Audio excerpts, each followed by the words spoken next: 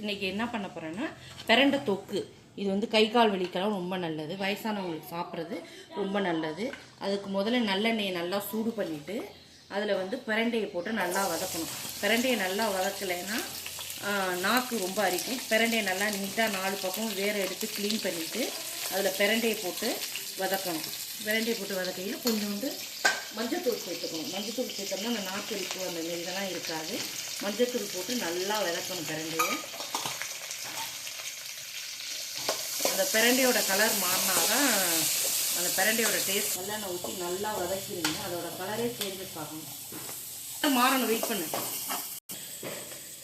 சொல்லவா இது இன்க்ரீடியன்ட்.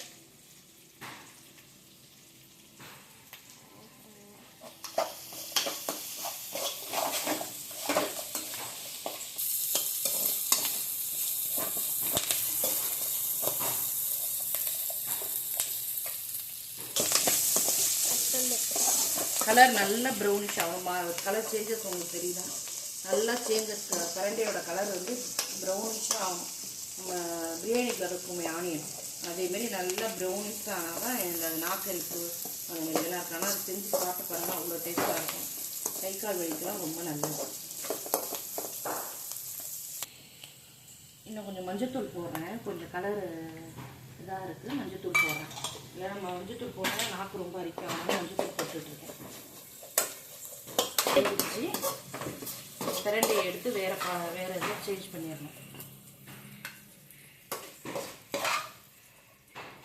அது கொஞ்சம் ஆறுனதுக்கு பிறகு தான் மிக்சியில் போடணும். அதனால் பிரண்டையை என்ன தான் நம்ம மையா செஞ்சாலும் அதோட நார் இருந்துட்டு தான் இருக்கும். அதுதான் டேஸ்ட்டே. திருப்பி அதே கடாயில் அதோட இன்க்ரீடியன்ஸ் எல்லாம் எண்ணெய் ஊற்றி நல்லெண்ணெய் யூஸ் பண்ணுங்க, அதுதான் நல்லாயிருக்கும்.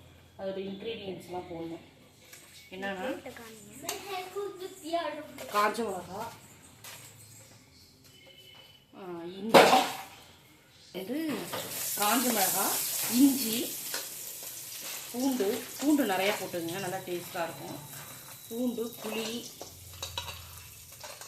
கல்லுப்பு இதெல்லாம் போட்டு நல்லா வதக்கிங்க.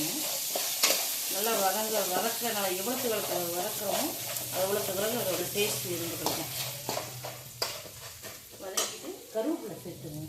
கருவேப்பிலை வந்து எப்பொழுதுமே சட்னி அரைக்கல எல்லாத்தையுமே சேர்த்துட்டிங்கன்னா நல்லா ஹெல்த்தி கருவேப்பிலை.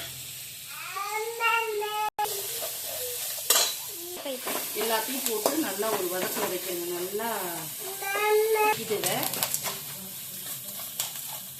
எவ்வளோத்துக்கு வதக்குறோமோ அவ்வளோத்துக்கான டேஸ்ட்டு நல்லாயிருக்கும். அடுப்பு பட்டது நைஸாக ரொம்ப உடனே வதக்கி பண்ணிடுறாங்க. நல்லா வதக்குங்க.